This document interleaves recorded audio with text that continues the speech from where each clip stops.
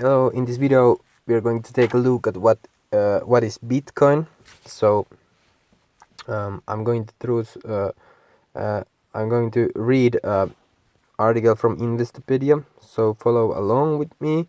I'm doing some research myself and I decided to take you with me, so let's go. So what is Bitcoin? Bitcoin is a digital currency created in January 2009, so it was created in 2009 following the housing market crash. It follows the ideas set out in a white paper by the mysterious and pseudonymous Satoshi Nakamoto, so no one knows his identity, his or hers. The identity of the person or persons who created the technology is still a mystery. Bitcoin offers the promise of lower transaction fees than traditional online payment mechanism and is operated by a decentralized authority, unlike government issued currencies. So I've been, of course, if you have been in cryptocurrencies, you have definitely bought Bitcoin. I have bought Bitcoin, and I think the problem with Bitcoin is that it's so slow, and the fees are incredibly big. So that's the two reasons I don't like Bitcoin. But it's like, if it's going to stay, it's going to be a store of value.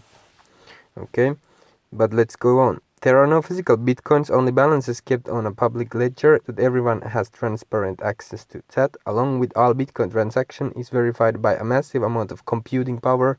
Bitcoins are not issued or backed by any banks or governments, nor are individuals bitcoins valuable as a commodity. Excuse me. Despite it not being legal tender, Bitcoin charts high on popularity and has triggered the launch of hundreds of other virtual currencies, collectively referred as altcoins. Yeah, so altcoins. So here are key takeaways. Launched in 2009, Bitcoin is the world's largest cryptocurrency by market cap. Unlike fiat currency, Bitcoin is created, distributed, traded, and stored with the use of a decentralized ledger system known as a blockchain. So there are only, I think, if I'm not mistaken, there are only 21 million Bitcoins. So any government or any entity can't print more. So that's why it can be a store of value. Okay, so Bitcoin's history as a store of value has been turbulent. The cryptocurrency skyrocketed up to roughly 20,000 per coin in 2017, but as of 2 years later, its currency is currently trading for less than half of it. So I think Bitcoin at the moment is like 9,000 for one Bitcoin. As the earliest cryptocurrency to meet widespread popularity and success, Bitcoin has inspired a host of other projects in the blockchain space. So Bitcoin is definitely has been inspiring. It's inspiring project. I can't wait to see like what's going to happen. I was still a child when the .com.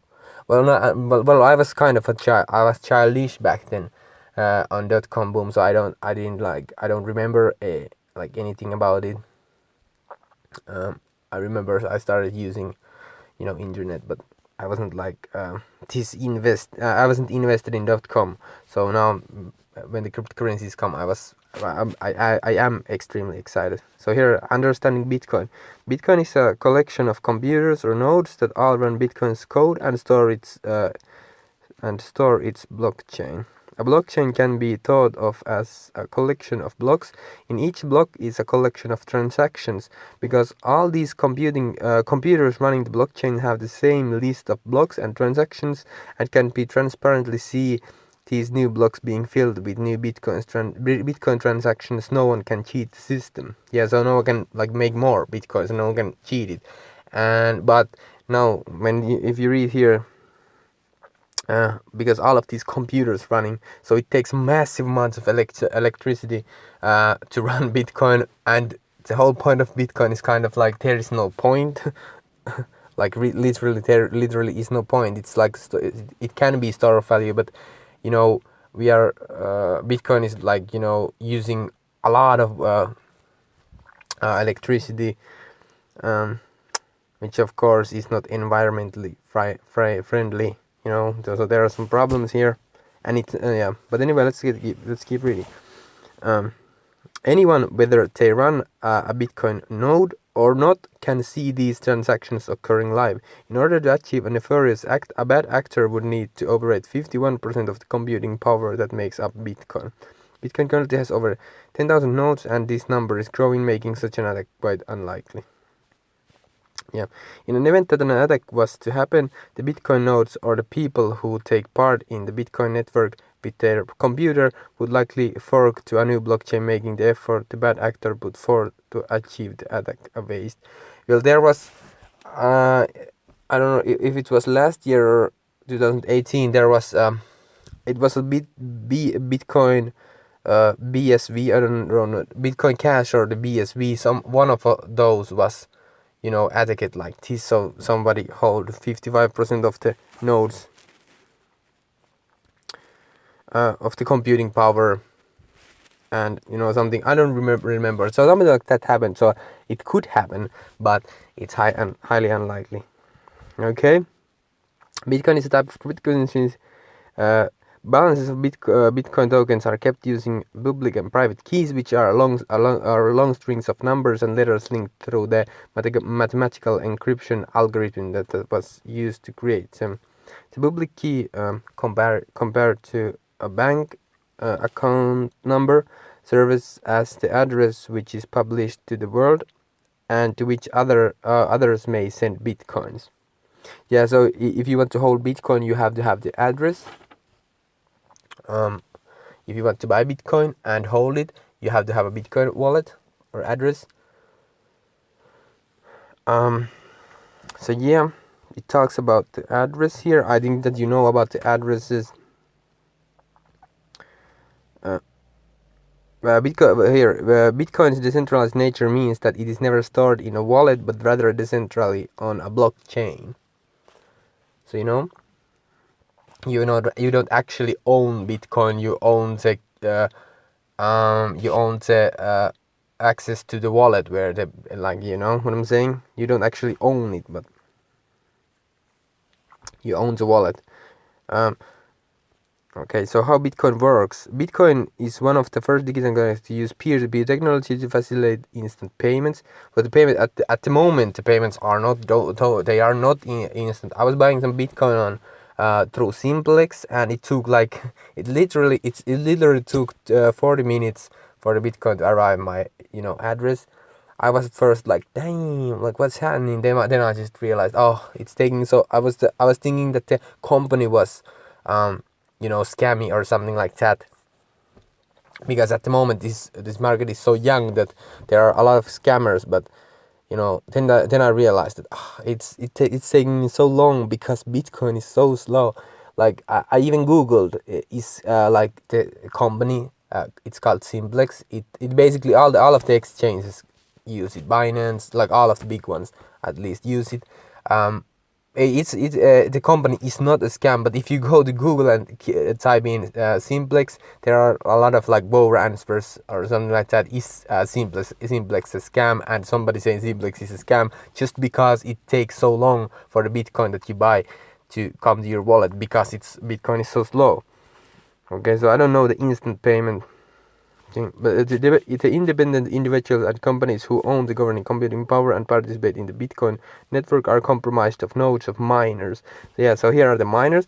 Miners are the people who process the transaction on the blockchain, are motivated by rewards, the release of new Bitcoin, and transaction fees paid in Bitcoin. So when you mine, so you give computing power to Bitcoin, so it solves the mathematical equation thing, and then mines Bitcoin. So you need somebody to give the electricity to it, and these miners give the electricity and computing power, and then they receive Bitcoins as like as a reward. Okay. These miners can be thought of as decentralized authority enforcing the credibility of the Bitcoin network. New Bitcoin is released to the miners at a fixed but particularly declining rate, such that the total supply of Bitcoins approaches 21 million. Currently, there are roughly 3 million bitcoins which have yet to be mined. In this way, Bitcoin and any cryptos gathered through the similar process operates differently from fiat currency. In centralized banking system, currency is released at a rate matching the growth in goods in an attempt to maintain price stability, while a decentralized system like Bitcoin sets the release rate ahead of time and according to an algorithm. So here's more about the Bitcoin mining. So read it through if you want. Oh, I think that there's something that you should. So the block reward. So mining Bitcoin. Here is a block reward, and as mentioned earlier, the reward is halved after every 2010 blocks. The block reward was 50 new bitcoins in 2009 and is currently 12.5. By around May 2020, the next halving will occur, bringing the reward for each block discovery down to 6.25 bitcoins. A variety of hardware can be used to mine bitcoins, but some yearly. So yeah, so now of course the May 11th has passed, and Bitcoin has halved. If you go check out how the prices have how the halving will affect prices, it takes around, I think it's, well, I'm not really sure, but I read something like it took like 1 to 2 years for the for the Bitcoin to see the price that is caused by the halving. So yeah, so the halving is not yet priced in on Bitcoin. Okay, so here's more about how Bitcoin began. But anyway, this is what Bitcoin basically is as of today. Well, thank you so much for watching. I hope you enjoyed this video. I hope that you learned a lot. Thank you so much for watching, and see you in the next video.